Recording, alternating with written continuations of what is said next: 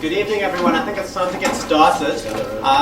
My name is Guy Lamb. I'm Director of the Safety and Violence Initiative. I'm not going to speak very long at all, just to welcome you all here today. We have an independent facilitator, Mr. Albert the Clerk, who's going to be doing the moderation. He's going to introduce the speakers. We wanted to keep this as informal as possible, so that's why there's no kind of opening speeches or anything like that. We have three panelists. We're going to talk about a really interesting topic, and I'm going to hand over to Albert, and he's going to take it from here. Albert, up to you. Thank you, Guy. Well, welcome everybody. I'm not sure about this independent thing, because I think I have a few views on the subject, but you will not be hearing from me. In fact, I have the pleasure of sitting with three people whose little bios I've read, and they seem ably qualified to talk out of their own perspectives, but as South Africans, as people attached to the institution, and to represent, I think, a fairly broad range of views, and allow all of us to share those views, to listen to some of those views, and to engage those views. So this is the panel. I'm going to play the moderator. I'm not Dennis Davis or anybody like that. I'm Aldred, last name de Klerk. No relation, I tell you. I've met the man once, way back when. He walked past me and he said, "Ooh, and nog 'n de Klerk." For those of you who don't know what that translates to, he said, "Another de Klerk." And I said, "Yes, sir." And he said, "From where? Which side of the family?" I said, "Hopefully from yours." Because when the family divvies up the farms and everything else that belongs to the family, I want to be invited. So he looked at me and he said, "Oh, is that what you mean by redistribution?" I said, "What's this redistribution thing? You know, this is just the family. We're not talking redistribution." Anyway, needless to say, redistribution has not taken place, and if it has, I was not invited. So I think one day I might go into the history of my last name, and I was telling Bush earlier that with being Zuma, because I was checking how do you pronounce everybody's name, and he said, "Why don't you pronounce my name?" And I said, "Well, it's Zuma."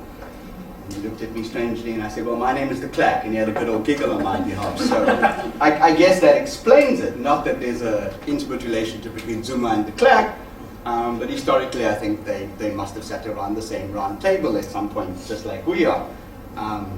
So as Guy said, my name is Aldred, and I have the pleasure of facilitating this dialogue that is going to be focusing on the past, making sense of the present, and hopefully inspiring all of us into a future which we have to share. There is no getting away from that, as far as I know.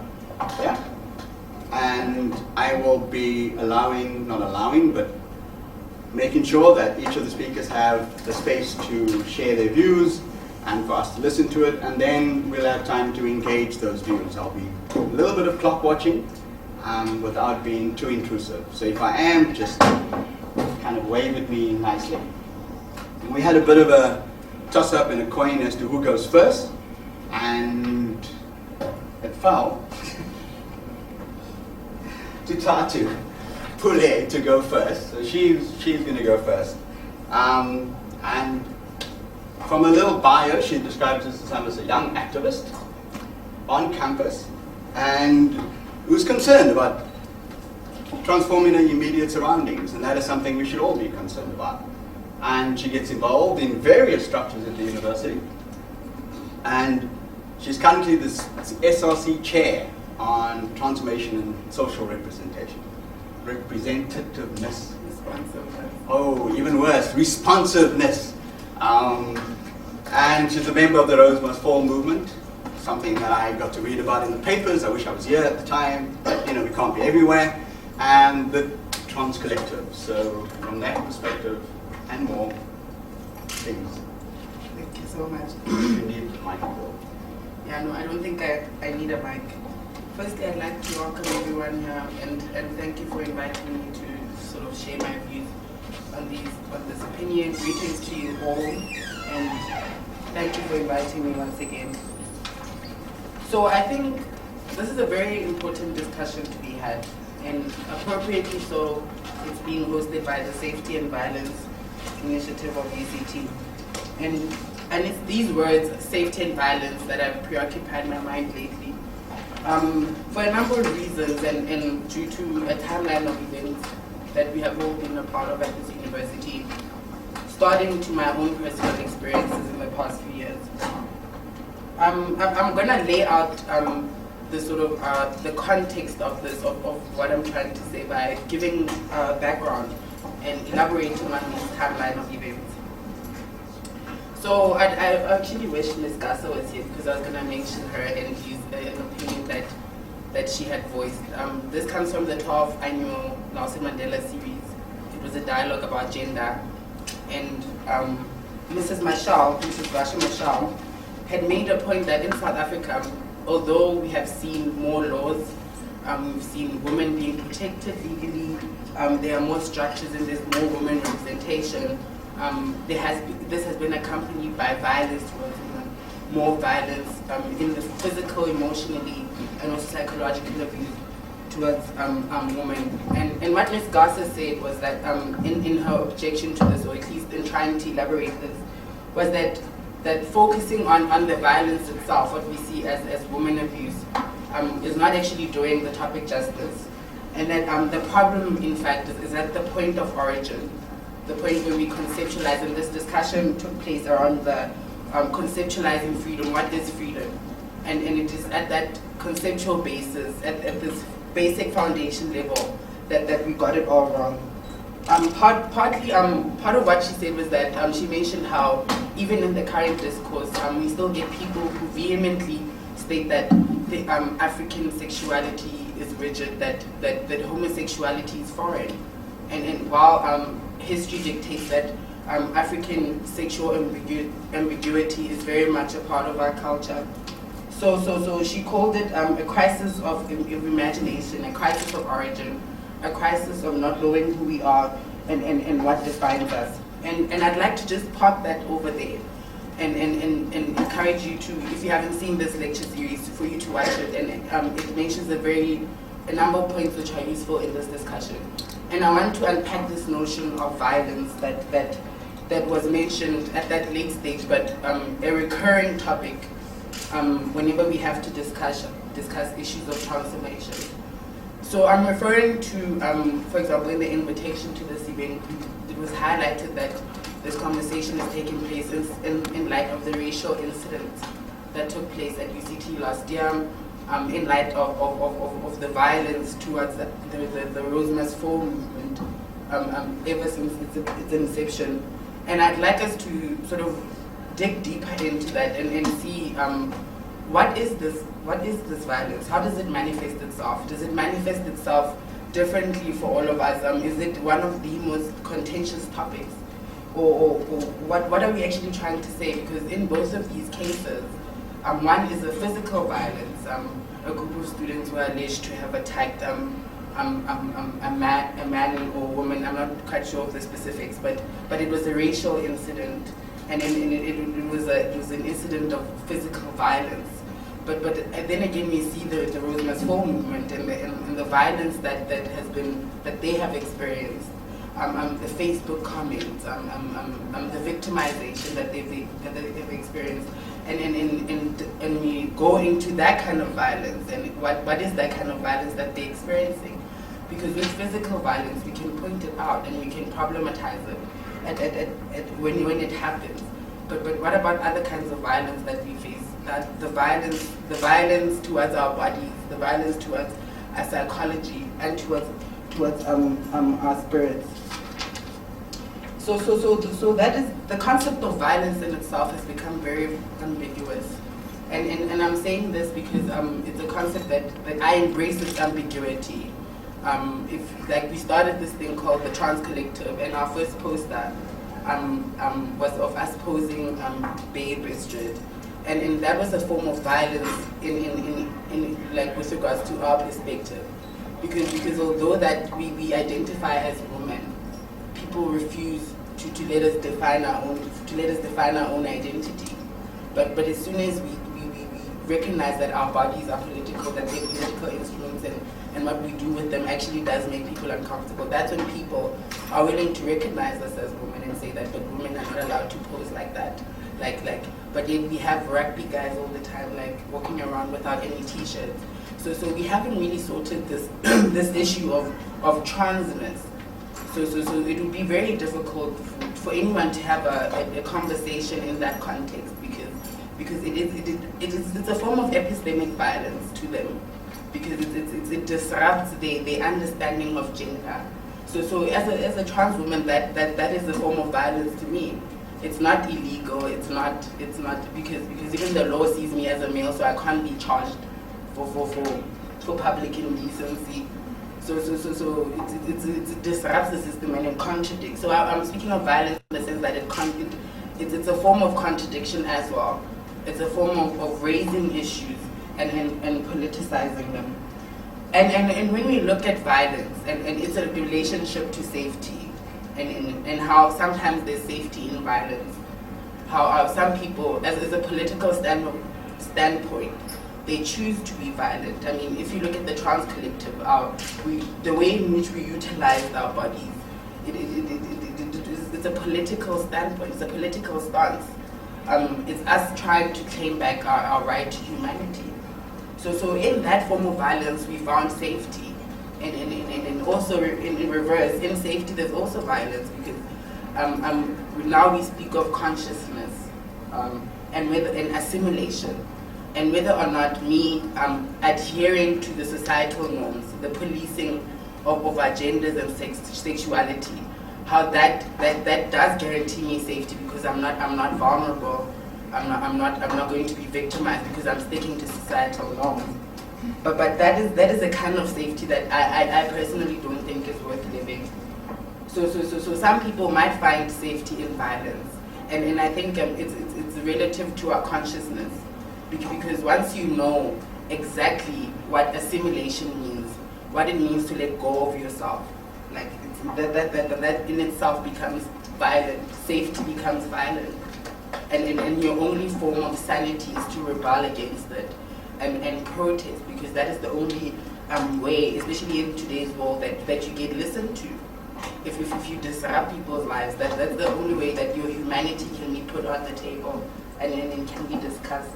So in this dialogue, I'd like us to also take that into consideration, how we conceptualize the notion of safety and as well as violence, because in today's world, like it's totally different. We can't just see violence as physical and targeted specifically without going back to the origin and realizing that safety and violence is actually it's an ambiguous concept. It's subjective.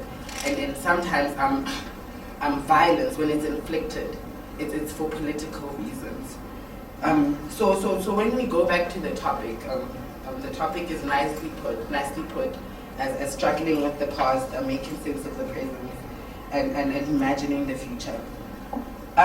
So what is the past?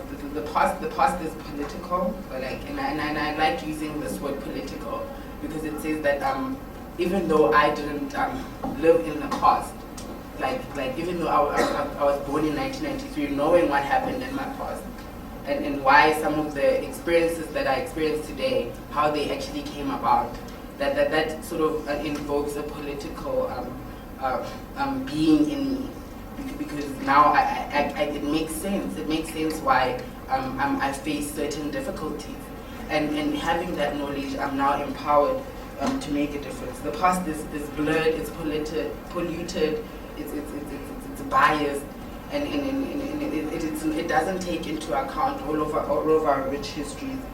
So one, I'd like to think of it this way. Imagine if all the youth, we all knew, ignorance aside, what happened in the past. What is our history? Like, we are being told to come to school, and then we are privileged to be at UCT. We must get an education and then make something better of ourselves. But why, if we all knew our histories as the youth, what really happened in this continent, that I feel that that's something leaders might be afraid of, because in the past, like, various emotions come about, and I've already mentioned how in this process of reconciling your very own presence with the past, that process also changes you as a person. So I don't think we should be scared of the past, even though it might cause chaos. I don't think that's a useful way to go about it, because it's a pressure tank. The past, if people don't really understand the context they find themselves in and focus on their immediate frustrations, it's going to reach a point where it's going to burst. So right now what's happening is that we're trying to encourage the youth to forget about this past, to move beyond it. They have access, they can make something of themselves. But we're not even recognizing the challenges that the youth of today faces, even in a democratic world, because of the past. So that also goes into how we make sense of the present. Like, how do you make sense of the present without knowing your past? How do we make sense, or how does a heterosexual man, African man, start to consider what a homosexual African man is saying without knowing that separation was deliberate, it was intentional, and it might not have been innate to our own African culture, because we don't even know what African culture is. We don't know what it is. It's blurred, it's ambiguous, and it's very hard to, especially in our everyday, how we get our information. We don't get that side of the story. So I think that's a huge barrier in terms of making sense of the presence, and even amongst us as the youth, it's barriers between us as well, because we see the lack of integration, the misunderstanding amongst the student body, the violence that we portray towards each other as the youth who were supposedly born into this world where everything is fine. So I as a black transgender woman, I can't just forget about the past, because I can feel it in my veins that it's like my body in itself is political in every aspect. So I can't simply turn away from that, and I can't take advantage of all these opportunities that I have, because the reality is personal. So that's what I'd like to mention in terms of making sense of the presence, the disunity amongst us, that how we are lost without actually recognizing our past. And with regards to imagining the future, in the midst of all this confusion, this chaos that we're seeing, can we even begin to imagine the future? That would be my question. Because we are so, even if we were to start a process of consultation, establish a joint committee that's going to deal with this phase, there's no way that even that committee itself is going to come together on one single point that represents all of us. Because we are not the same, we're not one. We're still segregated today, 20 years into democracy, we're still segregated. We still have the same mind, our mindsets are still the same. But at the same time, we're also grappling with this sense that this is not it, there's something else. And I'd like us, before we start focusing on what that is, to go back to the past. I mean, if we look at the recent talk around decolonization, decolonization is a very useful tool in terms of when coming to transformation, because decolonization takes into account the past. And in the sense that it tries to reverse the past. And it's a process that we can all get on board with without even having to try and strain our minds in terms of reconciling I don't know, our views. Like instead of me having to sit down with a heterosexual man and explain to him my reality, we can both focus on this project of decolonization, and in that, this deliberation of our differences and the origins of it could be settled. Yes, thank you.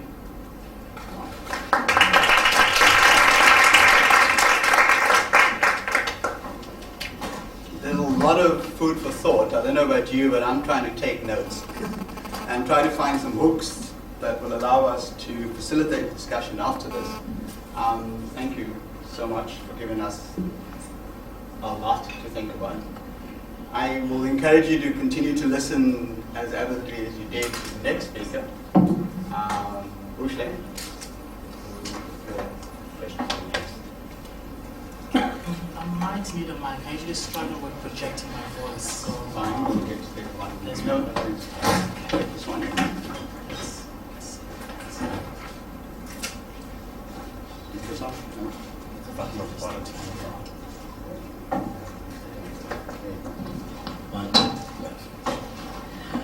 You want to put that off now?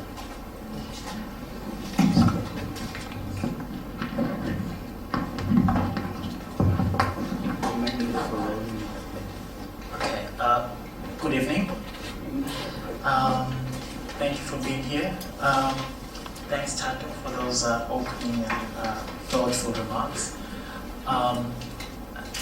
So, seeing as Tato spent a bit of time meditating on safety and violence, I'm not going to rehearse that. I'm going to, in a sense, try and continue where she left off. And I want to pick up on the question of history, the present, and the future, which Tato also touched on. And in doing that, I would like for us to collectively think about how that triad of concepts also overlaps with that of space, time, and bodies, in a sense. And although I may not, always speak of these two triads in any coherent way, but I'd like for us to think about how they may overlap and how they may work together and work against each other. So maybe let's. Well, hello. No, I think he has been here. Maybe he should come through and. Well, maybe let's start with the present. How do you make sense of the present? What is this present moment that we're in? This present post-apartheid moment? What is it? What does it look like? Or rather, well, maybe not what it looks like, but how do we describe it? How do we make sense of it? Part of how we have attempted to make sense of the post-apartheid moment is, I guess, in the usual way in which we have imagined South Africa politically, religiously, and socially as a rainbow nation. So this idea of South Africa as a rainbow nation, to me, is one way in which we try to make sense of what post-apartheid South Africa is. And if we do that, I think then it becomes important as well that you understand the kinds of politics that go with this imagination of post-apartheid South Africa as a rainbow nation. And all of us in here would know that those are the politics of reconciliation and nation building, in a sense, in many ways. The question that immediately comes up for me anyway then is thinking about, well, what is post in post-apartheid South Africa? What is this post constituted of? How does this post, or what does this post look like? How do we live the post of post-apartheid South Africa? I think that's an important question for me when we begin to grapple with this question of the present.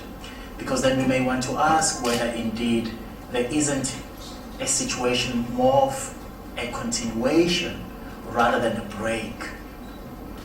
Or could be that in some instances there is a break, hence the post, but also in many ways there are a lot of continuations, if you like, the afterlife of the colonial and apartheid project. And if that is true, then how or what forms do these afterlives take? What is their materiality? What is their psychological and political manifestations in our everyday lives? So what does this look like? And I guess we're posing all these questions because we want to get a good sense of the kind of moment we're in, the kind of situation, the kind of circumstances that we're caught up in. And so some of the events, some of the recent events, South African recent events, Marikana being one of them, the current moment at UCT with the Rhodes Must Fall movement being another, the short spate of white male violence that we saw last year, including incidences of young white students painting themselves black and having these black parties and so on and so forth. And of course the ongoing so-called service delivery protests, which are actually protests for basic human needs, if you think about it. I think all these moments and all these incidences tell us something about this continuation that I'm talking about, this historical continuation, this afterlife, if you like, of the apartheid moment.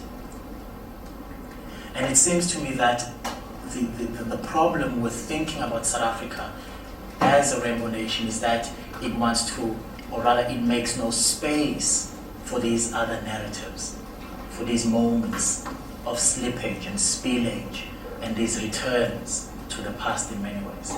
It wants to create a harmonious sense of being, which of course requires that other things be suppressed. And it's these moments that it seems to me cannot anymore live suppressed. They are now wanting to come out. So what then that means that we need to rethink that moment of transition. So now we need to rethink that historical record of transition. Something, it seems to me, went wrong there. So we're going back now to the question of history. So then, what is it about our history, both distant and recent, that we can, or which parts of it that we can reflect on and perhaps begin to get some sort of ideas about the sorts of things that we may have gotten wrong somewhere? And as I suggested a second ago, is that I think the transition moment is one of those things that we got wrong retrospectively, or at least we got some things wrong about that.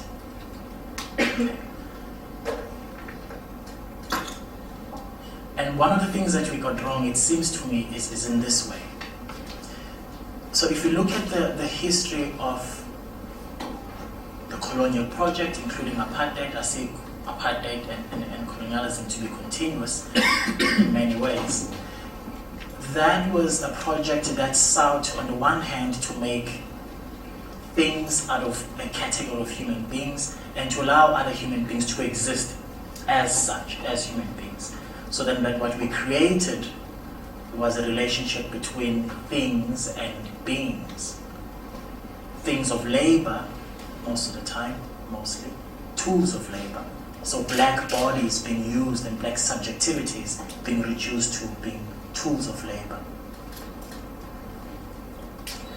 Now the question for us then becomes, how then do we transition, or how do we transform human beings who have been made into things? How do we reclaim that ontological status of being human after centuries of being constructed and flattened out as things?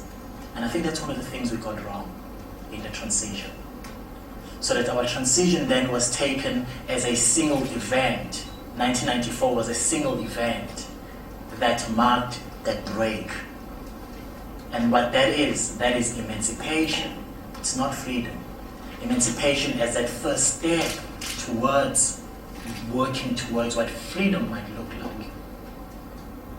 And here we're talking about freedom not as a political theory, but freedom as a set of practices, that kind of never-ending process of self and collective creation.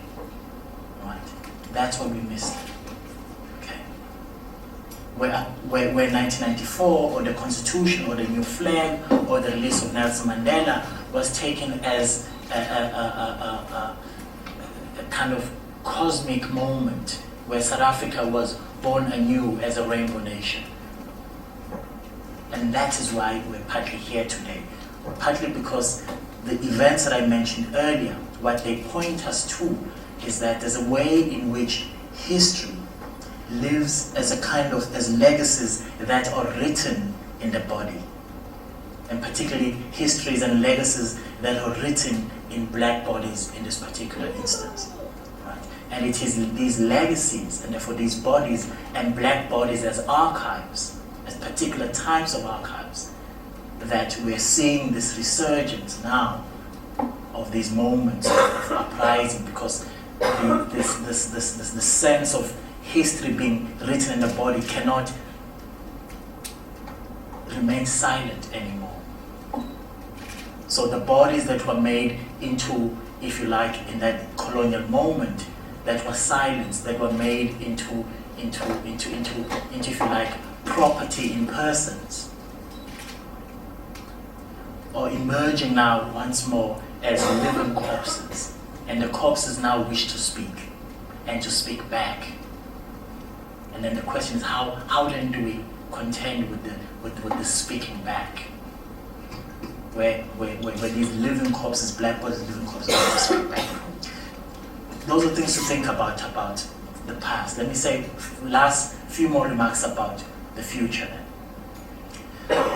Now, what I've said already, we can see that the past, again, can be thought of as a historical record that we read as historians, right?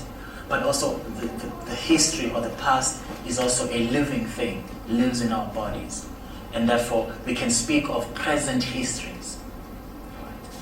So what we're dealing with is not the present, but we're also dealing with present histories. And so when we begin to imagine the future, we're also taking those histories and those present and the present moment into that conceptualization of the future.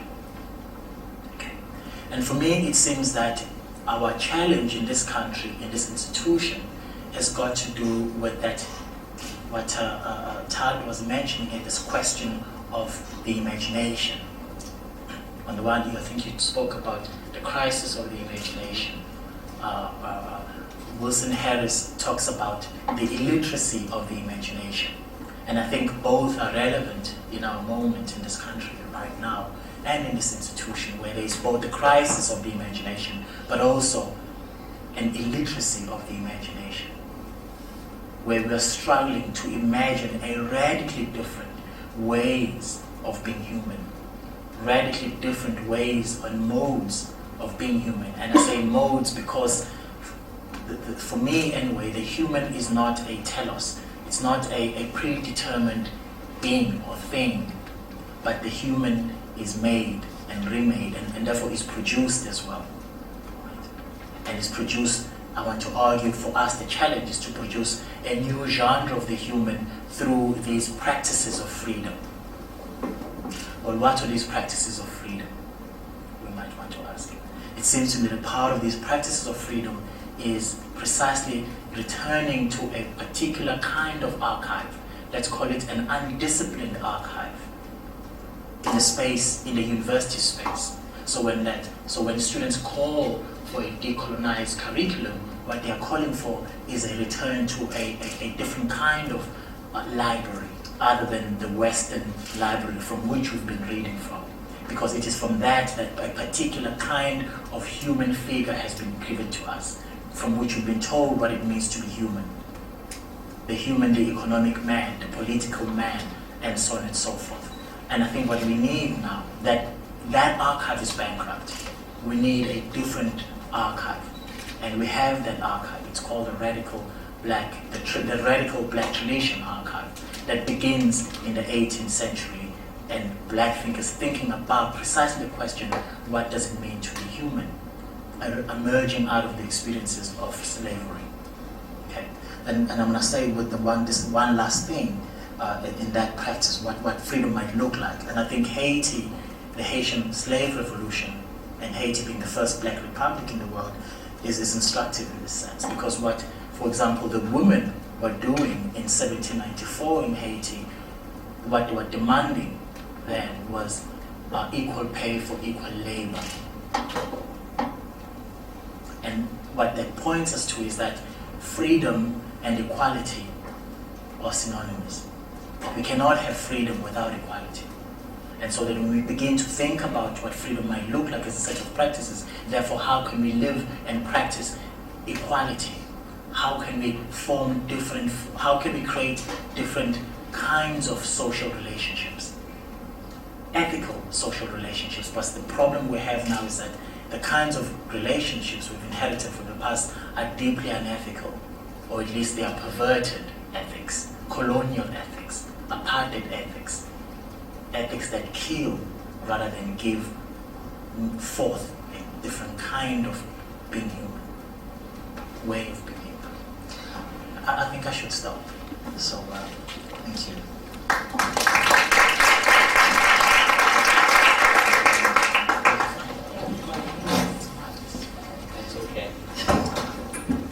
So I joined this panel early this morning, so my notes aren't as well thought through as the others.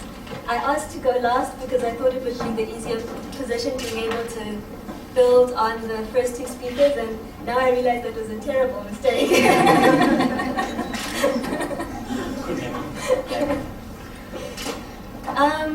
I'm going to jump right off from where you left with the Haitian Revolution, because I think it just brought to mind Michel Rolfe Trio talks about, with relation to the Haitian Revolution, talks about the unthinkable. And he says the unthinkable is that which cannot be understood on the terms in which it's expressed. So the Haitian Revolution couldn't be understood because black people couldn't conceptualize freedom. Rhodes Must Fall in many ways was unthinkable until it happened. I was going through the Rhodes Must Fall page today, and Professor Jane Rhodes talks about the many moments in the past 2 decades that the statue has been discussed, just to show that the university has been talking about this for a long time now. But I think for many of us, myself included, it was unthinkable. And so I think that this is an incredible moment to be in, where students have been the ones to make the unthinkable happen. They showed the materiality of the theory that they were articulating through forcing Rhodes to fall. And so just to jump off the Haitian Revolution, I think that's an incredible moment for us to reflect on the unthinkable and how the Rhodes Must Fall movement made the university listen to the terms in which it was articulating freedom and resistance. And we'll see how far it goes, but at least in the form of the statue, we've seen it come down. So in putting together notes this morning, I titled my talk, Epistemic Violence, Social Violence, and the Reclaiming of Knowledge in Space. And this really builds on, I think, the past 2 speakers, and maybe there's also a bit of cohesion here that shows that the talk we went to in Azania House really resonated with a lot of people and really influenced thinking about the moment and the movement. I'm going to focus on something quite specific here. I wasn't quite sure about what capacity I speak here because I really appreciate that this was a student-led movement. And I don't want to try to speak on behalf of the movement because I really do think it belongs to the students who, at great personal risk and cost, have driven this movement and have continued to drive it. So I'm going to speak about something quite specific that I think I can speak to as someone who in solidarity was part of Azania House for a moment before the fall of the statue. So I'm going to look specifically at the intellectual life of the movement and how the movement showed explicit links between epistemology and ontology and showed quite radically the materiality of knowledge. I was so inspired by the Rhodes Must Fall movement and the discussions that were happening at Azania House. And they really made me think about the role of the university in society. And related to it, the university's duty to students while they spend time here, dedicating their lives to learning and acquiring the tools that will help them understand how the world works and how they can better shape the world. And for me, this is what the university is about. It's about playing. It's about playing with the way that you think about things, with the way that you relate to the world, and through this playfulness, really coming to new ways of being. Because I think we can, for the most part, agree that the status quo is not working. And if we expect students to just come to class and regurgitate what they've been taught, it's bound to perpetuate the status quo. So I think this was really quite an extraordinary moment that showed the power of imagination and creativity when students are given space to really think for themselves. So quite early on the Rhodes Must Fall Facebook page, one of the statuses was decolonizing the mind before decolonizing the space. And this really, I thought, spoke to the heart of the movement about really interrogating the ways that we understand ourselves as individuals in the space, how we understand ourselves collectively as Black individuals in the space, and how we understand an institution in accommodating us and serving our needs and in allowing us to grow in the space and to better serve South Africa in this moment of, I think, continued transition.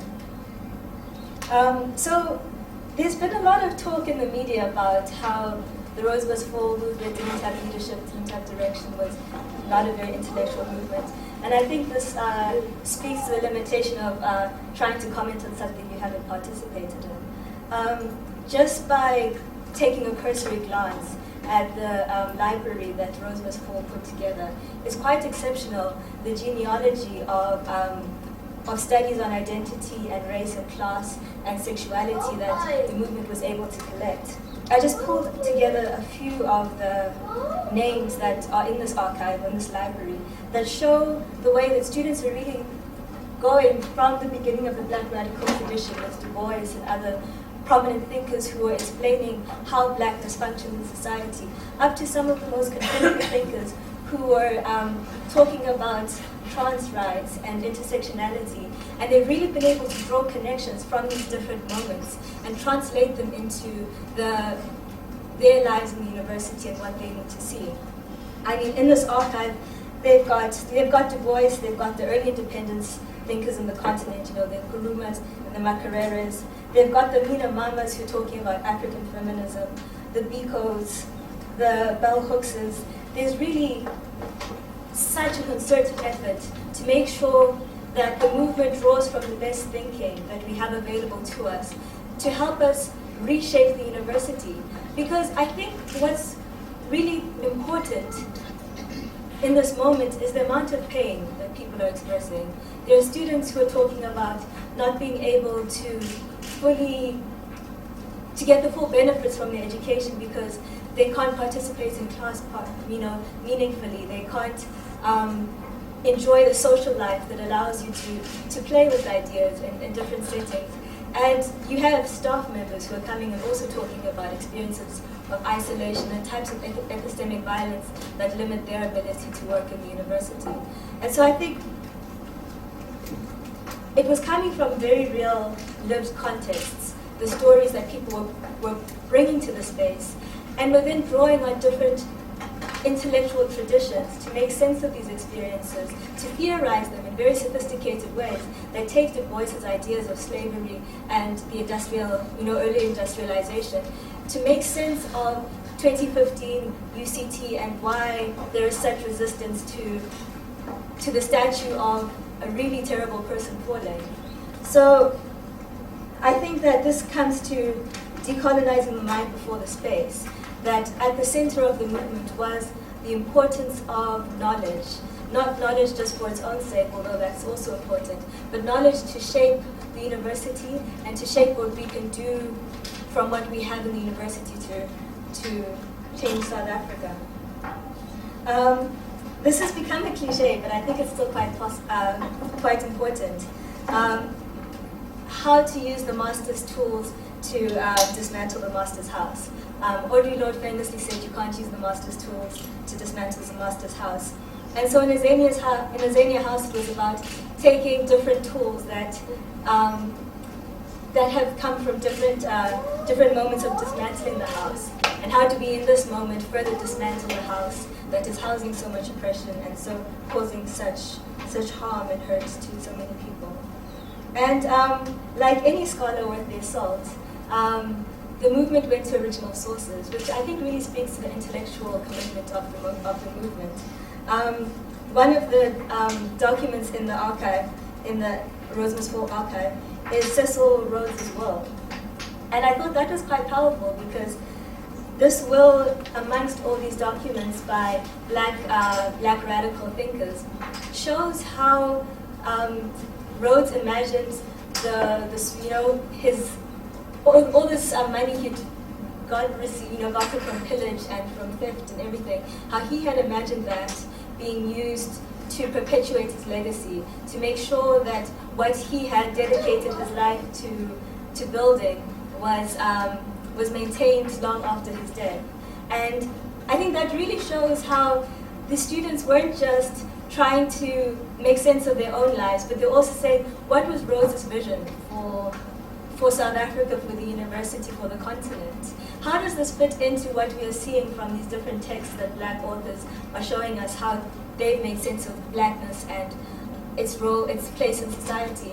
And how do we, in this piece of land donated to us by Rhodes, start dismantling his legacy by understanding what his vision was, how it oppresses us, and how we can go forward in changing the current experience of the university.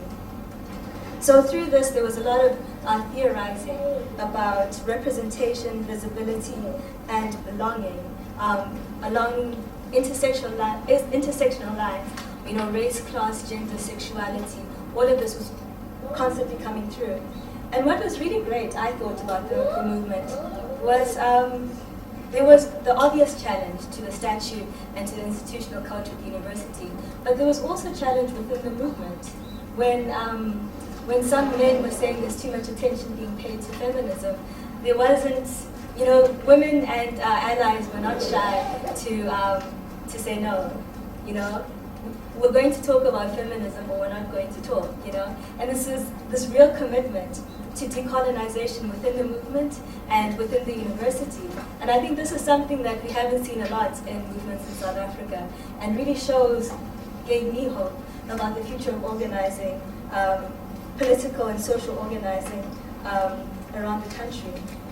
So this brings me to my last point about seeing the university as a radical space.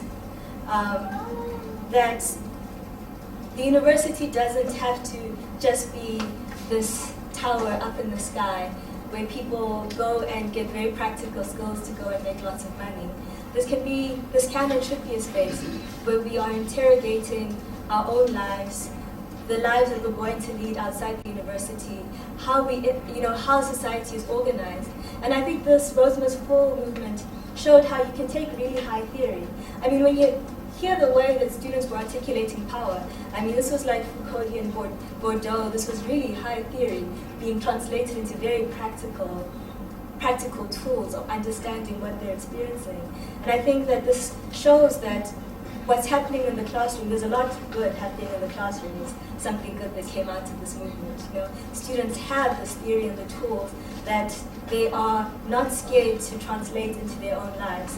And there was that talk in Jameson Hall where I was quite taken aback when the students, demanded either it happens on our terms or it's not going to happen. And, it was unthinkable to me. I must be, it's supposed to be a generational thing. It was unthinkable to me, but the students, insisted that either it's going to happen on our terms or it's not going to happen. And I think we hear all these stories about the different people who tried in different moments to make Rhodes fall, and it happened in this moment. Yeah.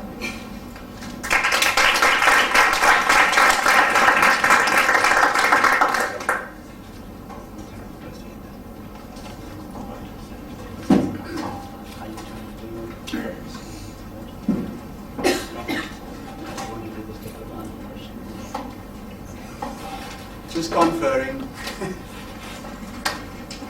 Well, there's been lots of food for thought. I know that sounds like an absolute cliche.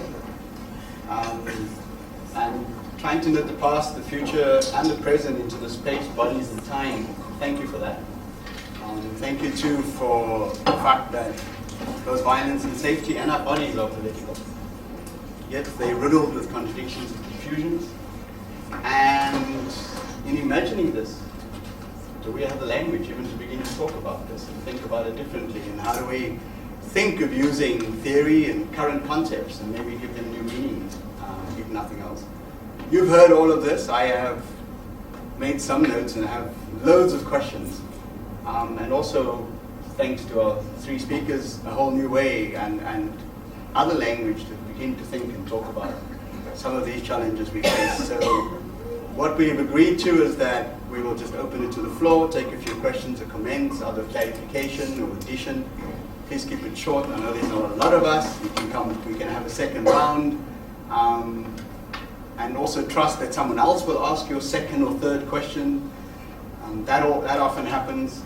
So we'll give them time to think about those questions. If we take a few of them, and then they'll do their best to answer. Please introduce yourself, at least tell us your name, if nothing else, so we could personalize this and keep it in as a chat. Who wishes to go first? There's a mic. What's her name? Lemise. I keep calling you Linz. I only met you once, and I know I got that wrong. My apologies, Lemise. Lemise is a mic. That's just for the recording person.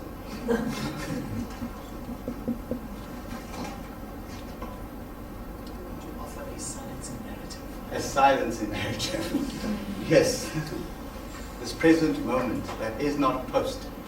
It's still very much with us.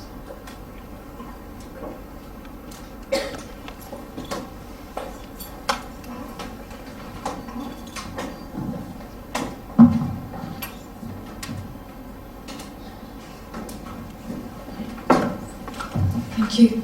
My name is Donna Smiley. I'm from the Schools Development Unit, so I tend to focus on quite a lot of violence that occurs in schools. My question is really around, I don't like asking questions so early either because I'm a bit of a reflective practitioner, but did we miss the boat? Because I think when we talk about the Truth and Reconciliation Commission, and we think around restorative justice, there was real opportunity there that didn't continue. It was shut down really into this vision of the rainbow nation that doesn't exist. So I wonder if we didn't actually have a moment where we could have picked up on a lot of issues that would have brought out the pain of the past and being able to take that past into the present in dealing with a form of healing. Restorative justice for me should be part of a school curriculum, but I don't really see it there. So my question is, did we miss the boat? Thank you. Do I need a mic, or is it okay if I speak? Mine's just a question about around the immediate, the Rhodes Peaceful movement, and the aggression and threats that have been made from numerous sectors on this particular conversation, this particular debate. And it's been raised that there's going to be an amnesty against those who have been allegedly involved in threatening acts, aggressive acts. And the kind of topic today is about a conversation: how do we imagine a future? How do we get past the present? And it seems as though there's an attempt to look at that and to say, okay, in the transformation process, there are going to be harsh words that are going to be said. There's going to be words of anger that are going to be said. And we're at the very early stages of a transformation process. What do we do with these angry words? How do we try and accommodate them? How do we engage with them? Don't we engage with them? Do we ignore them? Do we sideline them? Or do we try and embrace them in this kind of debate? Not an easy question to answer, but I think it's certainly at the forefront of my mind, reading what the outcomes have been of recent decisions by universities. I didn't want to pick on Did we miss the boat? Yes and no. Then the question, how did we miss the boat and how might we have not missed the boat? I think part of how we missed the boat goes back to the historical fact that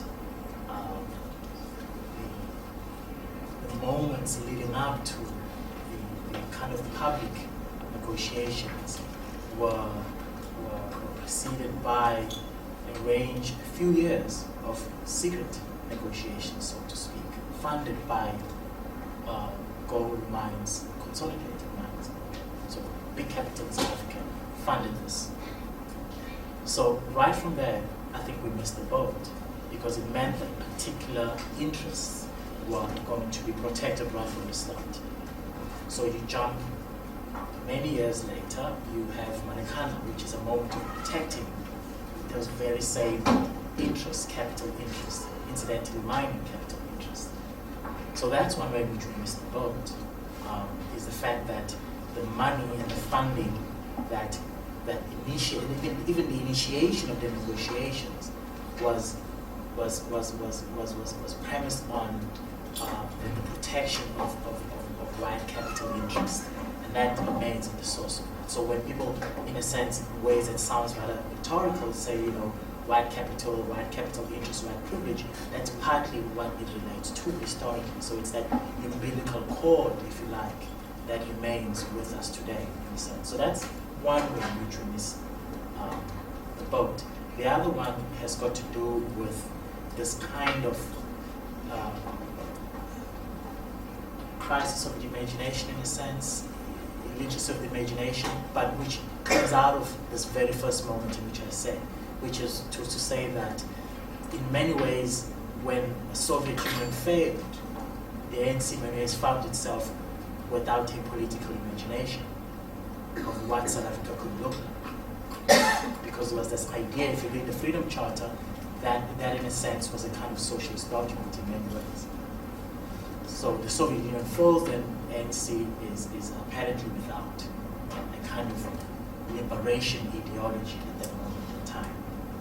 There were, of course, other suggestions being made, one of them this particular liberal democracy which we have today, which coincided with, unfortunately for us, with the new phase of capitalism called globalization, which of course has been going on for centuries, picking up steam, so that the moment of emancipation, I like to call it in South Africa, coincides with this moment of globalization, so then that what would have been a debate and an establishing of a philosophy of freedom becomes and hijacked by a particular kind of freedom, which is to say one is free insofar as one is a consumer. So consumer freedom then takes up. And that leads us to these many other moments of BEE, not an ANC policy, but again, a white capital policy, one big capital policy, to say here are some of the crumbs. And so that's how we missed the boat again. So that our leaders are caught up in very strange ways in this consumerist moment. And so that's one way. Lastly, just one more point on how did we not miss the boat? Well, by being able to avoid a situation where we fell into a civil war. How we managed that, again, I could go on and on, but I think that's one moment where we did not miss the boat. I think that was in many ways a good thing. The question is, what do you do then with these pent-up emotions from the black community? Because the TRC stitched a very superficial story of what happened in the name of nation building, but they left a lot of things in ways unaddressed.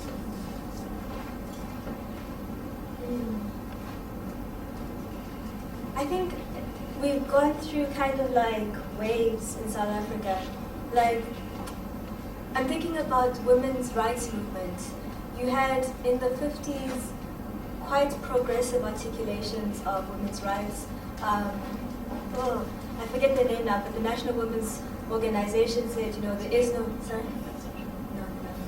No. They said there's no liberation of women without racial liberation. And this was mass, national movement. The one that marched to Pretoria, I can't believe I'm forgetting this. I remember. They said there's no gender, you can't separate gender and class liberation. And then you see us, really dipping into some dark moments in terms of gender rights and the resistance to apartheid. And then in the 80s and 90s again, you see resurgence of discussions of race and gender being linked and being parts of national liberation. And you see the Women's National Coalition saying, if you don't have women in the elections or women's rights in the Constitution, there will be no elections, there will be no democracy. And then we go through some dark moments we're in right now. So I don't know if we ever really missed the boat. I think we've gone through like different moments, and it's in making sure we're taking good lessons from what we're currently going through and where we've been to plan to chart the way forward. I don't think, kind of like what you're saying, I don't think there's any predetermined way. I think we can still learn. There's this quote I saw today that I really like. Our untold stories are not always pretty or glorious, but if we don't know them, they will continue to shape our lives. So I think maybe in that way we never quite miss the boat. Maybe I'm optimistic, but... Just to touch on that question and then get back to your question, I think I missed that particular boat But I think what's important is that to realize that and learn from that experience and what came out of it, and trying to come up with another way, and not trying to apply the same notions that we have been applying all along and trying to resolve it now. So I do think that it goes back to that crisis of imagination and how that prevents us from catching the next boat, and then the barriers to information, and how history is distorted, curriculum, and all those factors that actually prevent us from making another boat and then realizing a different future. And just with regards to the question about the immediate aggressions and threats, and leading to the utility of violence, particularly with the Rose Must Fall movement, I think it's a very complicated issue, because you have the movement, you have the violence that people say that the movement is causing, and you have the violence that the movement is experiencing due to their ideological standpoint, and you now have a system where people's violences are being privileged over others, and for what reason? I mean, we have seen that the comments that were made towards the movement, the racist comments and the continued victimization that they face with respect to charges. That's not the conversation that we're having. But yet, you see that the movement is blamed for a lot of things, not only by the university, but by students and some of the members that are part of it.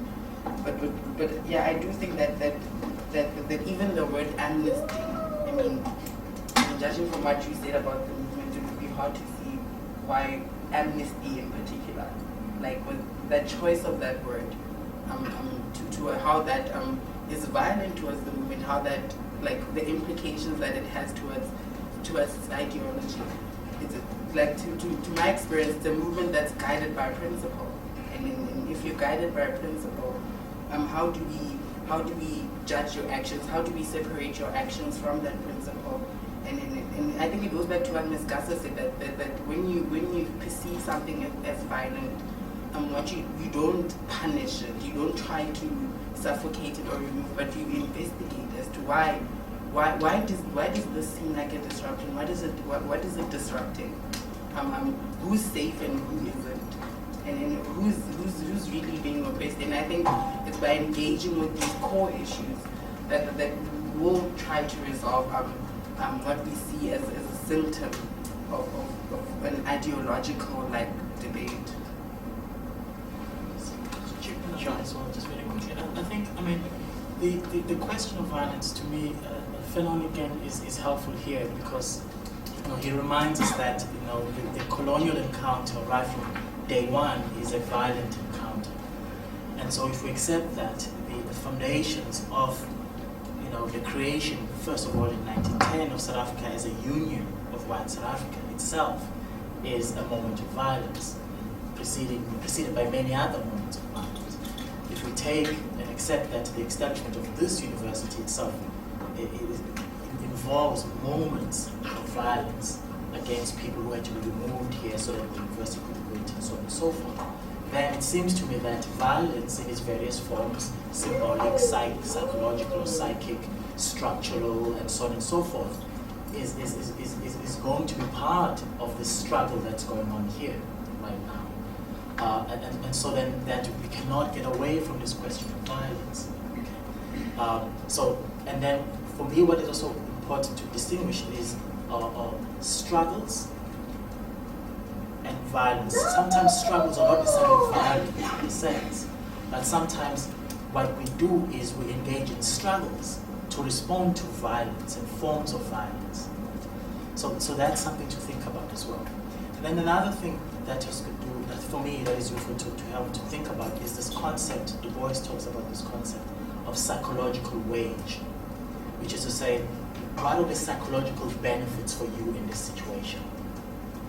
And so part of that's got to do with how that for me is helpful is thinking about what I think, or rather how I perceive what the stakes are for me in this situation, partly determines as well how I respond to the situation.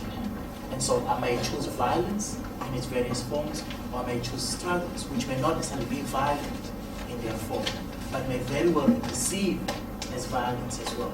Because the whole moment is contaminated by violence from day one. So everything then collapses into forms of violence, and then we get into this, whose violence and whose suffering and whose pain we put this on a scale, really justice as to kind of weigh things out.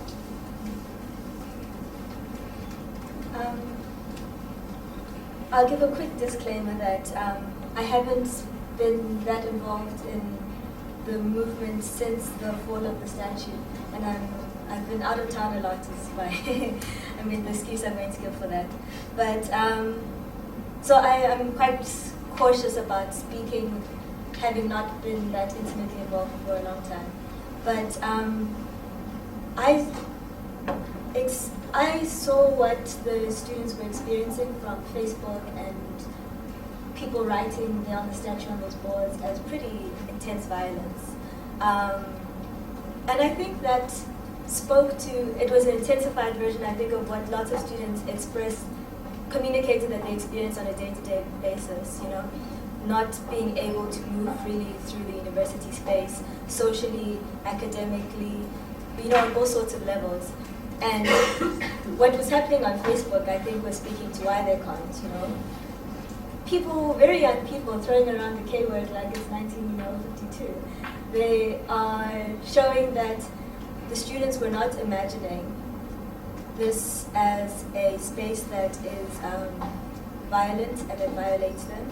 And it showed, it was an intense moment that I think exaggerated a lot of what happens on a day-to-day basis. But it showed that those insidious experiences that students and staff talked about experiencing are not imagined, they're very real. I personally didn't see any physical violence coming from the movement. In fact, I heard the movement denouncing even spray painting, on the walls. So I'm not aware of incidents that are being referenced to about the movement's violence. But I think we need to take seriously, like Tato was saying, different types of violence. The social, the cultural, the epistemic types of violence that really limit the ways that people are able to experience the university and experience South Africa quite broadly. And I think this goes back to the origins of our current society and how we have not properly done the hard work of disrupting the original purpose of the union. Okay, so we haven't properly done the hard work of disrupting the union. Questions, please, comments?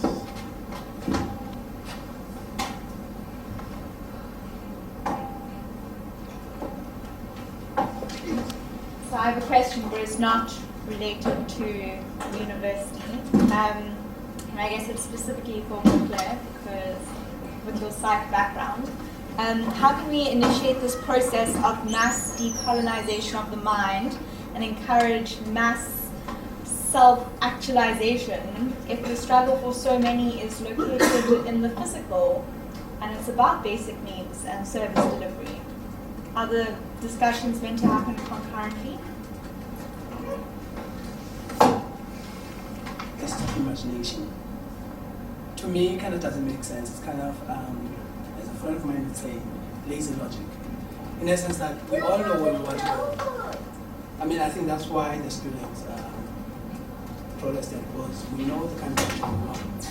And also, as Tutu was saying earlier, there's an entire library from Du Bois, talking about what kind of future we want. And also, the violence that people have been experiencing from people that are resisting that kind of future. They know exactly what to do to make sure that we don't achieve that future. So I don't get this concept of crisis of imagination, because I think we know exactly where to go. So I don't know if you can unpack that for me. Okay, so there's an interesting thing. If you read, if you pick up Steve Biko's I Write What I Like, and you pick up Frantz Fanon's Black Skin, there seems to be a contradiction, because on the one hand, Bigo says, material want is one thing, is bad enough, but spiritual poverty, is the main obstacle that is in front of us in our course, in our fight, in our struggle for liberation. Now, you can read that to mean precisely this question of consciousness, hence black consciousness. So it's this idea that part of the struggle is indeed the liberation of consciousness. You get Fanon, on the other hand, who says, let us not, dance around the issue. This alienation of black people would have been achieved once things have been returned to their proper place in the most material or materialist of sense. So you've got these two things. These two thinkers. One says it's a question of consciousness or spirituality, and the other says it's not just a question of the salvation of the soul, it's a question of the materiality of existence. So the question you're posing is exactly that. So which one do we grapple? And of course, I think the answer is both. I think it's quite clear. Particularly if we return to this question of freedom being synonymous with, or at least cannot be inseparable from the question of equality. And we take that together with what I said earlier on, that the question of the human is not a predetermined being. The human is made. Okay? In biology, you get a class of a subgenre of biology which is called genetics, which means on top of the genes.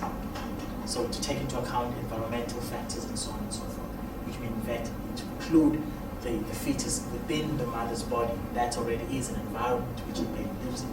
So what the mother takes in, the cigarette and everything affects the baby. You can see that. So what Fanon is drawing us, and what this contradiction between Fanon and Bigo is precisely this tension that for black people, it's not a question of either or. It's of course both. Because there's something to be said about the conditions of existence. So the fact that people were moved from Newlands to Khayelitsha is not incidental. That's got to do with the materiality of existence. So if you go to Khayelitsha today and see what it is, you realize it's a different kind of materiality. And it is that kind of materiality that produces particular types of human beings, or at least structures their existence in particular ways, creates limitations in terms of what is possible in human experiences and opportunities. Similarly, living in Newlands or Constantia and all of that presupposes a particular materiality that gives rise to particular types of human experiences and opportunities. So that consciousness is not something that falls from the sky, but consciousness is something that emerges out of a materiality as well. So that UCT then becomes a continuation of bishops, if you like. There's a continuous materiality. So the kinds of students and human beings that are produced in these spaces, or particular kinds of human beings. So I think it's both, certainly. How do we do it? Now that's linked to the question of the imagination. I think when we talk about the illiteracy of the imagination, that's got to do not so much with the people who are living, in a sense, in the plantation, the sugarcane plantation, or the modern day sugarcane plantation, the ghetto, and so on and so forth. Indeed, I think you're correct. That category of people know what they want, and they can imagine very clearly when they go to bed each night how they would like to live differently. The problem lies with those whom we often elect to lead us most of the time.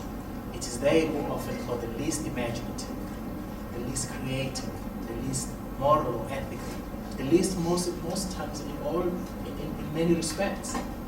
And so what needs to change then, partly, is got to do with the way we allow ourselves to be governed and who governs us. So the absence of imagination in this institution is not with most of the time with students. Students are calling for, saying we want a different kind of curriculum. But you can imagine the kind of bureaucratic loopholes that are to be jumped before a different curriculum is accepted, is approved. Right? An interdisciplinary curriculum, for example, a curriculum driven by questions that are in tune with things that happen beyond disciplines, beyond the university, what's going on in the townships. That kind of imagination is what we're talking about. Students are calling for that, and some of us are calling for that kind of curriculum. But of course, locked in within a kind of Western kind of historiographic canon, those experiences and those views are trivialized and delegitimized. And that's what the struggle is about as well. And that's what we must struggle against. I think I should stop. I'll keep on doing this a lot.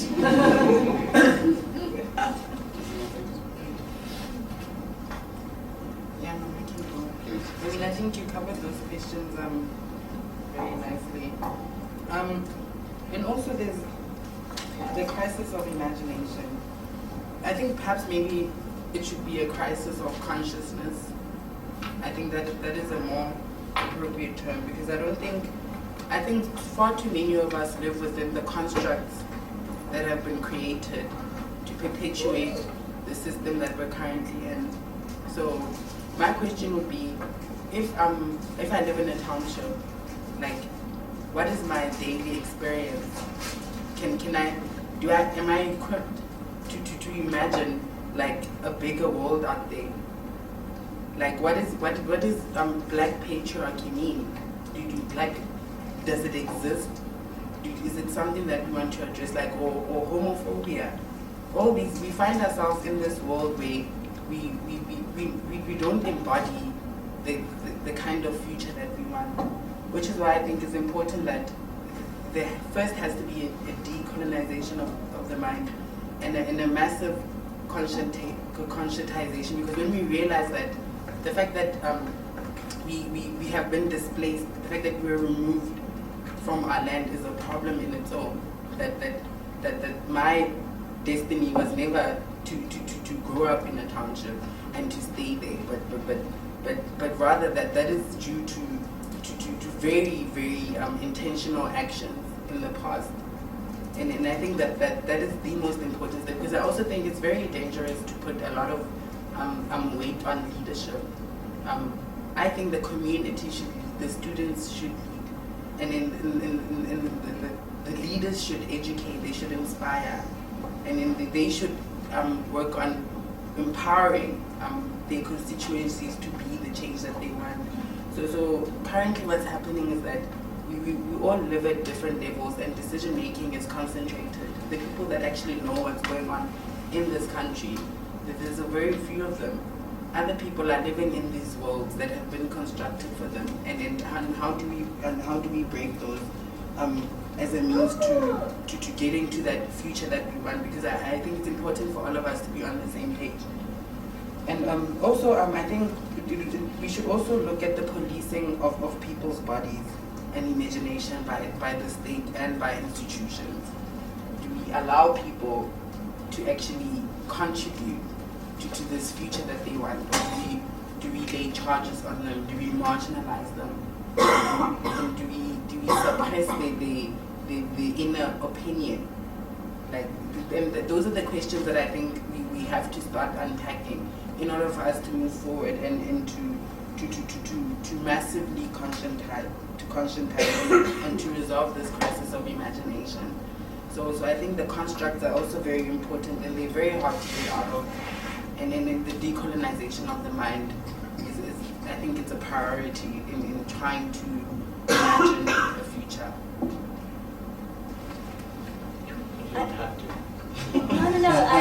I wanted to take a moment to really think about it, because I think you're right. I mean, a lot of us we've done the reading, and we want to, and we know what an ideal would look like.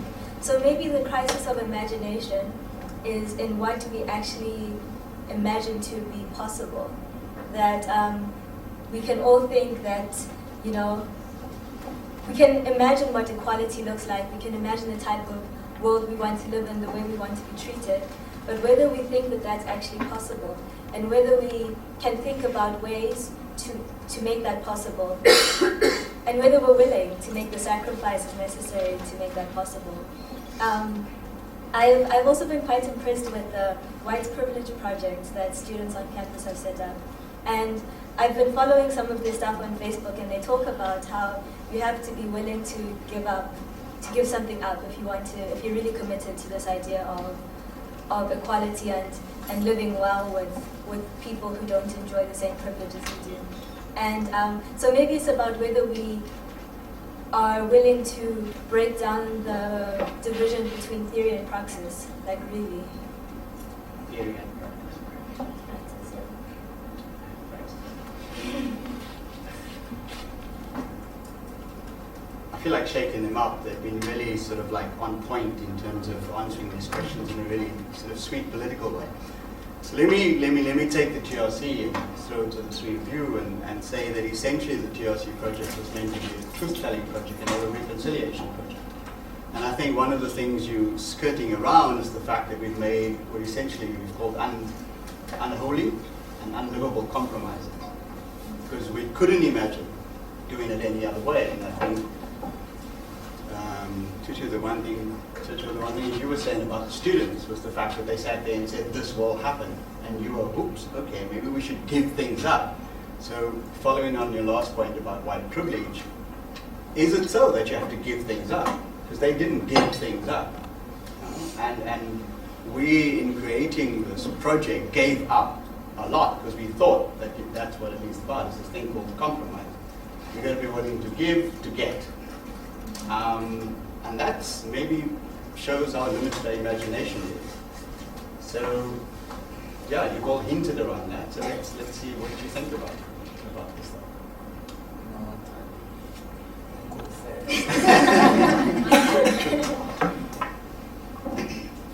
Yeah, no, I mean, I really don't believe that the world is a zero-sum game. I think that we can all win, and we should all be winning, but some people, I came across this concept I loved not long ago, of ontological excess, of whiteness as ontological excess. And so maybe you need to moderate the excess so that so that we can all live. Because as long as there's that level of excess, then it will always be a zero-sum game. But, so yeah, no, we must all give up. And I include myself in this, in people who must give up. I think I enjoy a fairly privileged life, and if we're going to all enjoy, then there are things I will also have to give up. And I think we must be serious about being willing to do that. To push it a little further, I'm saying there is no room for giving up, because in fact you're not giving up anything, you're gaining a lot more. And we can say to white privilege that you've gained so much more in the new South Africa than you've lost. Yet the fear was that people would have to give up some things. So in fact, there is nothing to give up. There's just another future to co-create. You're saying there's nothing for whiteness to give up? Well, I'm challenging the notion of the fact that privilege is something we lose, perhaps. Privilege can be transformed, and privileges can take other forms. I'm taking your crisis of imagination and pushing them into a future. We've been asked to imagine. Here's another, I'm not sure if I'm going to get to your question in a way, but here's another way, I think, to talk about whiteness more specifically, and perhaps to talk about why is it so difficult for whiteness partly to imagine itself being anything else than other than what it has constructed itself to be. And that's going to do, I think, with the question of, well, let me put it this way. I think that whiteness has constructed, and has for a long time constructed itself as the absolute being, as a complete system, a closed complete system. It is the absolute being. And part of its crisis, or the contradiction it had to deal with, how do you explain injustice in the world if you already believe yourself not just to be the supreme being, but to be good in your supremeness as well? So this is a theological argument of theodicy. How do you explain God's goodness in the presence of injustice and suffering? Okay. So St. Augustine's argument is that, in fact, suffering and injustice is extra systemic. It's outside of God's goodness. Right? It cannot be explained by that. It's something that is additional. God is good anyway. And so the problem with whiteness and the kinds of worlds that it creates is that it it cannot deal with the kinds of problems that are inherent in its own construction. So then that the problems that are faced by black people, because whiteness marginalizes them. So instead of saying, here are a category of people that we've created problems for them, for example, through slavery, what it does is construct black people as the problem to be eliminated. So now when it comes into the question of transformation and change and how do we do it, I think part of the difficulty for whiteness is imagining itself as being something different than being the standard of what it means to be human. Partly is imagining itself as itself a very local specific construction of what it means to be human, a particular understanding, not a universal understanding of what it means to be human, in a sense.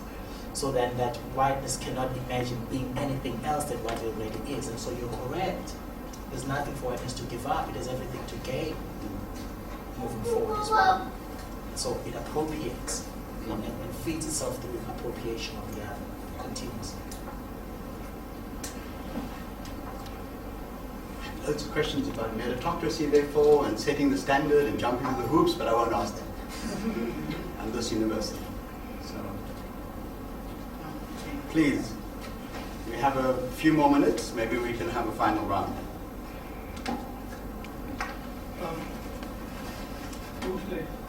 Thank you. You alluded to the poverty of the rainbow nation metaphor. And I'm hoping you can expand on some of the ways that limit us in post-apartheid space and what some of the alternative metaphors could be. Thank you. There was another hand. Okay. So there was. Yeah, there is. Quick one to continue from your argument. I mean, how does then whiteness imagine itself differently? And is it something that whiteness needs to do by itself? You know, is it something that has to happen in white spaces? Or is it something that can only happen in conversation and dialogue with other spaces? Or is it a mix of both? I guess my question is around what should white people do, you know, in this space of lack of imagination. Can you pass it behind you? I just want to add to that, to say that who gives us the language to speak about things that are very uncomfortable, both on both sides, things that shame on one side and guilt on the other, and so murky and ugly and icky. I mean, the human condition is such that the minute we try to even go there, our brains shut off and everything else that's instinctive comes forward. And how do we then translate that, if you know, into the greater society? So the issue of language, like, I haven't I'm not exactly well versed in terms of the issue of language in the racial setting, but it's in a more like African sexuality and African gender setting, in the sense that the categorization, I mean the English language specifically, and how it perpetuates the oppression of alternative identities. Like, for example, if we look at and homosexuality and the word itself and the connotations that it has, and we look at other words such as stubborn. Those are words that if we're going to have a conversation about this, that is the kind of language that we're going to use. It's probably going to be English, because also if you look at our African languages, I mean, the capacity to talk about transness, I mean, there's like it's a very difficult conversation to have, because in our language, in my culture, that dialogue took place in a certain way. So I think it's about the looking at, and like, I think we need a renaming project, and this was mentioned at Dr. Zaitu Matelemi's seminar the other day, that we actually need to develop new words and new ways of articulating what we're going through currently, because I think we have exhausted reclaiming words, And if we look at how we categorize people, we have to actually unpack how it might be worsening our current circumstances and how it continues to marginalize.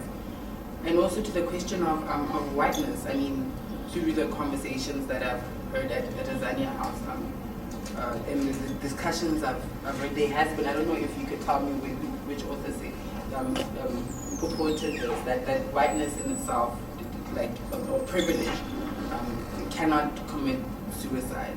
It can't, in its very nature. It's a very comfortable place. I mean, I see privilege, like if in the sense that I see white privilege, male privilege, heterosexual privilege, and then it's very hard for people that benefit from that system to let go of it. So I do think that there is something to be like there's that, I think it's that comfortableness that we have robbed other people of. I mean, another example is the gender binary, the whole male-female configuration. It benefits a lot of people. And as soon as you tell people, no, it's just toilets, let's get rid of the labels and reconfigure that, they start to take it as if you're trying to assassinate their gender identification. And then the woman would say that you're trying to put them in spaces where they're going to be in danger because of rape culture and the culture of sexual assault. So as a person who's trying to promote this line of thinking of inclusiveness and gender fluidity, you come across these objections.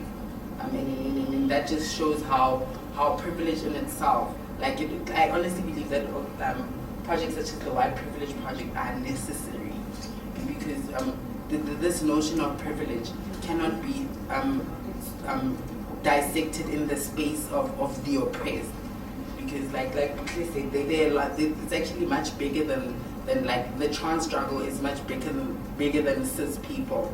The LGBTI struggle is much bigger than heterosexual people.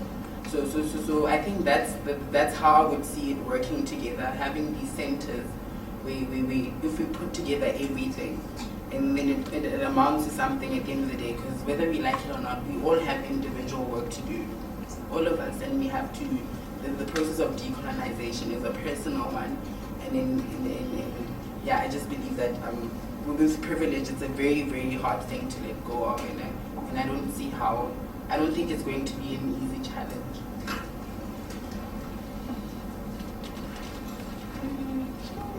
I think one of the things for me was discussions of whiteness and privilege, when I feel like I'm able to really talk with people, is when there's sincerity, because I think there also is a rush to perform properly, and I think when people are sincere in listening and in really trying to understand where other people are coming from, and in being willing to give up or transform their current states, then you can actually start talking. And I think that should happen in dialogue, but it shouldn't be made the responsibility of people of color to engage in dialogue. Like, it can happen. Dialogue should be there, but it shouldn't be forced on people of color. If you like, metaphorically speaking, and perhaps literally sense, a new language, forms of language. But also in terms of your question, but more precisely, is who gives us permission, in a sense, if I understood you correctly as well. And I think we have to give ourselves the permission, which itself may be a very difficult thing, even at a very personal level. Give yourself the permission to celebrate your achievements, that kind of thing, without having to wait for people to acknowledge that you've done something to do it yourself. And so I think for those of us who feel that perhaps we're moving and operating from the margins of, as the phrase goes, from the margins of the ghetto, that is where, those are the spaces where new languages are formed, so new concepts more particularly. So this question of how do you dismantle the master's house, you dismantle it with the master's tools. I think you dismantle the master's house precisely by forming new concepts, by forming new ways. And how do you do that? Partly by reading. So what we need is to create a new territory, a new intellectual territory, and genealogies as well. by reading together. So these cultures of reading this black radical tradition, for example, of reading feminist texts and so on and so forth, because that, in a sense, gives us a new vocabulary. But we must not stop there. So we must think with these concepts, think through them, but then move to the third moment, which is where we create our new concepts. Concepts that are in tune with the times in which we're in. So we cannot, for example, while it may be helpful to talk about double consciousness that Du Bois gives us, but we need to move beyond that. And that's a challenge for us. And that's what Fanon calls upon us to do, to innovate, to create, to bring invention into the world. And we can only do that in community, not in silence. So part of what is being called upon is the question of solidarity. And solidarity requires then for us to be aware and conscious of our histories, our shared histories of suffering and pain. The histories I was talking about, those are written in the body, right? So we could go in that direction. Question of white folk, what can white folk do? Well, I think white folk can do quite a lot, in fact, because I think if we acknowledge that on the one hand that if what young and older generations of black people are dealing with are the afterlife, the afterlives of these legacies of, or rather these projects of imperialism, empire, colonialism, and so on and so forth. That's what we're dealing with. Then white people are also, and white young people particularly, are also implicated in that in a different way, because you're also dealing with the legacies of what has been handed down to you. Now the question then becomes, how do you ethically continue to live with these legacies, knowing that how they were begotten, in a sense? And so I think there's a lot of work there for white folk. How do you begin? Well, I happen to run a reading group, which is an interracial space, and we have some young white folk who are deeply reading and thinking through precisely these questions. I don't think there's one way of doing it. Right? I think what there is that some of the things that I think are helpful is a deep sense of humility. And I think that's part of the struggles for whiteness, structures of whiteness as well, is that there's often a great deal of sense of arrogance that goes with it. That kind of absolute being I was talking about. So what is partly required is a deep sense of humility. Eating humble pie, as they say, right? And that's got to do, and that's important, because then when you're in that space, you can admit that there's a lot of catching up in terms of your consciousness that needs to happen.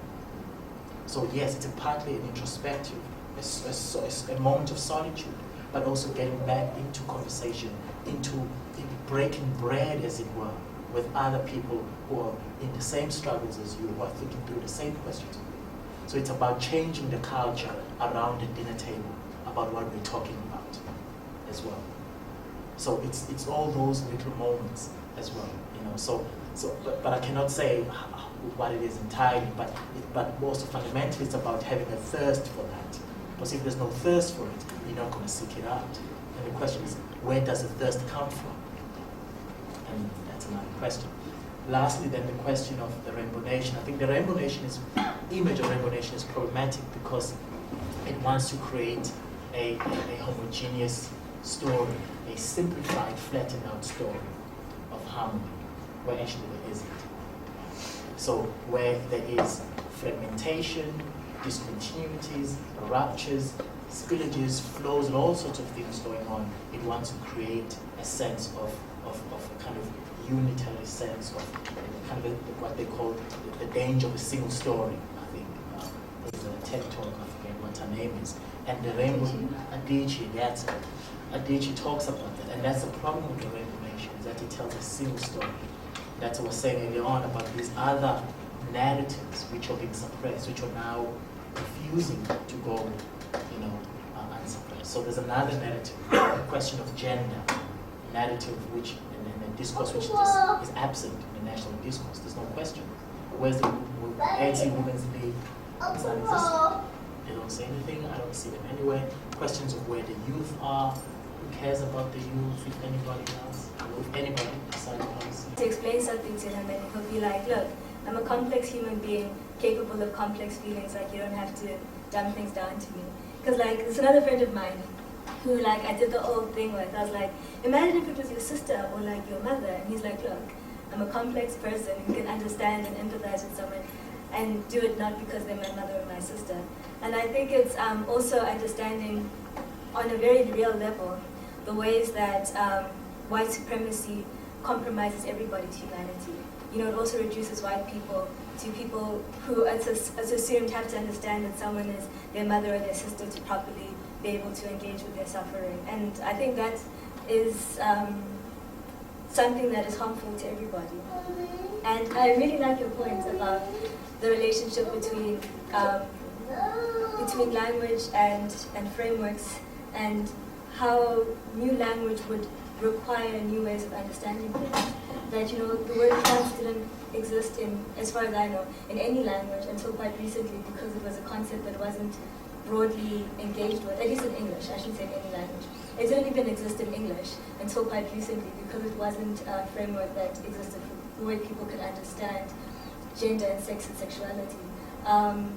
So that relationship, that to really meaningfully speak in a language that's empowering, we have to be able to develop frameworks and regimes that are actually empowering in our lives. And just to add to that, the rainbow nation construct at a practical level, I think it also it disempowers our conversations, in the sense that it's easier for someone to say that, no, but we live in a rainbow nation, we are all good, we're all fine, like in a debate, than to actually tackle the content of what you're saying. If the rainbow nation basically does not help, I don't think it helps the oppressed, because as soon as they try to, even from a legal point of view, the Constitution cannot engage with you on the level of your circumstance being not, like, I don't even know how to explain it, but like, let's take the crime of, like, what if I'm hungry right now and I go and I take something from a store, how that's seen as a criminal act in today's society, without really engaging with the substance of what's happening there. It's a system, it's a poverty cycle. People are being put into positions where they have to do certain things and make certain arguments. But it's easy to in this democratic world 20 years later, to discount that person's reality and then claim this narrative that was prescribed to us as soon as we didn't even get the chance to deal with our pain, like you said. And I think it's a huge barrier to conversation as well, because for some people, they are sorted, they're fine, they're covered by the rainbow nation, they're safe, and then they don't have that thirst. I think it takes that thirst to engage with that issue, because everything is fine. That's what the rainbow nation says. So I think it's also something that affects conversation, because we can't engage with the content and the actual struggles of people, because we are trying to measure it up against the society that's just perfect. So yeah. Just to touch on your point there about the Rainbow Nation and that contrast that we now have with xenophobic violence, because that's where it's coming crashing through. And it's, in a way, it's talking what Adam Habib would say would be the suspended revolution. That we still got that ahead of us now, because of all the frustrations that people have, the marginalized, the poverty that we have. Those frustrations are coming out in ways like the xenophobic violence. If you look at the view of the international community now, it was, we wear this supposed model. You know, you were supposed to come out of a fractured past that affected everybody and be this model of a rainbow nation, which is impossible. But now you're hearing in the international arena that it's a horrifying place to come to, because we've got this terrible xenophobic violence. But it's obviously the past. Goes back to my original question. The restorative justice was not dealt with. We didn't embark on. My missed boat was the opportunity to do something different in a different way through a restorative process that was halted. So are we now sitting with a suspended revolution ahead? And on that note, I'm just thank our three very articulate and insightful panelists for bringing so much of themselves beyond just the story. And they could have stuck by the script, and they didn't, and they shared humbly about themselves. And maybe that is the way we're going to do this going forward.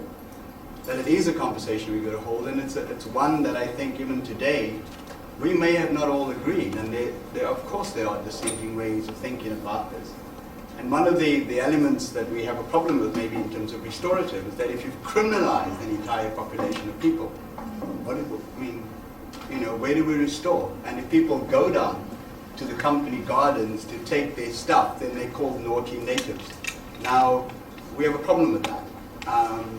And that is the reality that we have yet to honestly talk about, because that past lives with us. The past is the present, and it's going to continue to shape the future until we find another informed and conscious way to be able to engage with it. So thank you for taking such an important step.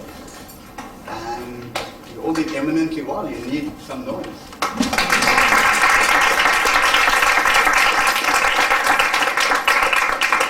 Thank you to the initiative for safety and environment.